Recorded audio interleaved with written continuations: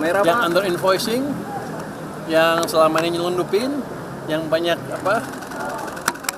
tekstil, baja, segala macam, itu kan sudah ada nama-nama pemainnya kan. Tinggal kita pilih aja siapa yang mau diproses. Ada sesuatu yang besar sedang disiapkan pemerintah. Sebuah operasi senyap yang menargetkan para pemain lama. Mereka yang selama ini bertahun-tahun menjara pundi-pundi negara lewat jalur gelap. Mulai dari tekstil, baja, hingga barang-barang ilegal lain. Dan kini, nama-nama mereka sudah di tangan Menteri Keuangan Purbaya Yudi Sadewa. Dan waktu mereka tampaknya hampir habis.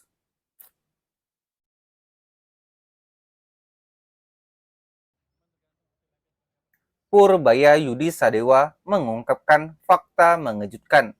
Pihaknya tengah menyiapkan langkah besar untuk menangkap mafia penyelundupan yang selama ini bermain di balik rantai pasok barang impor. Modus mereka sederhana tapi mematikan bagi ekonomi negara.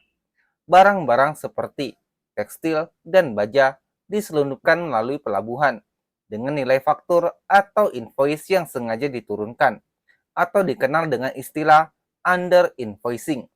Artinya, barang bernilai miliaran rupiah hanya tercatat ratusan juta di atas kertas.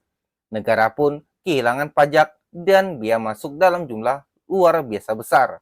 Pak, kalau yang penangkapan besar-besaran itu dari mana Pak yang Bapak bilang pekan lalu di Kemenkeu itu Pak? Apakah pajak, bea cukai, bagaimana Pak? Kamera yang under invoicing, yang selama ini nyelundupin, yang banyak tekstil, baja, segala macam, itu kan sudah ada nama-nama pemainnya kan. Tinggal kita pilih aja siapa yang mau diproses. Potensi pengembaliannya berapa triliun Pak? Belum tahu, mas kita hitung. Sudah ada nama-nama pemainnya, tinggal kita pilih siapa yang mau diproses. Tegas Purbaya di Kompleks Istana Kepresidenan Jakarta. Keterangan itu menandai babak baru dalam perang melawan para mafia ekonomi. Kelompok yang disebut-sebut sudah lama tak tersentuh.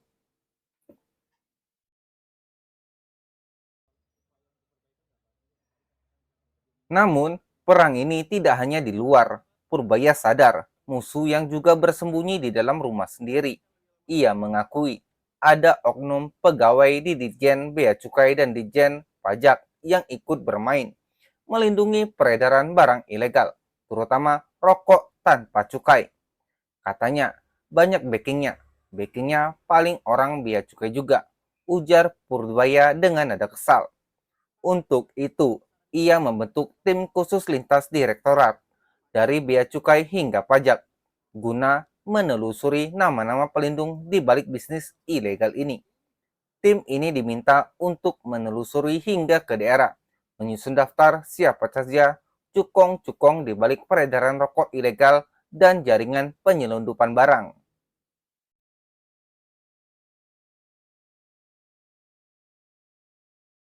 Data dari Kementerian Keuangan menunjukkan praktik under invoicing dan penyelundupan tekstil sudah berulang kali menjadi sorotan. Tahun lalu saja, Indonesia kehilangan potensi penerimaan hingga triliunan rupiah akibat manipulasi harga impor tekstil. Beberapa laporan investigasi juga mengungkap bahwa banyak barang impor murah di pasar dalam negeri ternyata berasal dari praktik penyelundupan terstruktur, melibatkan pengusaha besar dan oknum aparat di lapangan. Beberapa kasus bahkan sempat diusut oleh KPK dan Kejaksaan Agung, namun banyak yang berhenti di tengah jalan.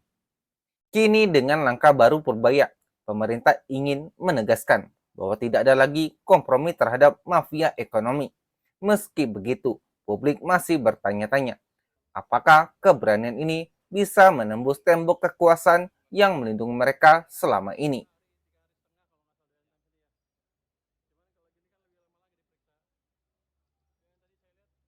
Perang melawan mafia ekonomi bukan sekedar soal hukum. Ini soal harga diri negara, soal keadilan bagi pelaku usaha jujur yang kalah bersaing dengan barang ilegal. Jika operasi ini berhasil, maka bisa menjadi babak baru bagi reformasi fiskal Indonesia. Namun, jika gagal, publik akan kehilangan lagi satu harapan terhadap bersihnya tata niaga impor di negeri ini. Kalau ada barang yang link ke cukong itu, ya cukongnya kita proses, tutup Purbaya. Kini semua mata tertuju pada langkah Kementerian Keuangan. Apakah ini sekedar retorika politik atau benar-benar aksi nyata untuk membongkar mafia ekonomi yang sudah mengakar puluhan tahun? Kasus ini bukan hanya soal uang negara. Ini tentang keberanian menghadapi sistem gelap yang telah lama mengatur dari balik layar. Bagaimana menurut Anda? Apakah operasi bersih-bersih ini akan benar-benar memutus rantai mafia penyelundupan di Indonesia? Tulis pendapatmu di kolom komentar.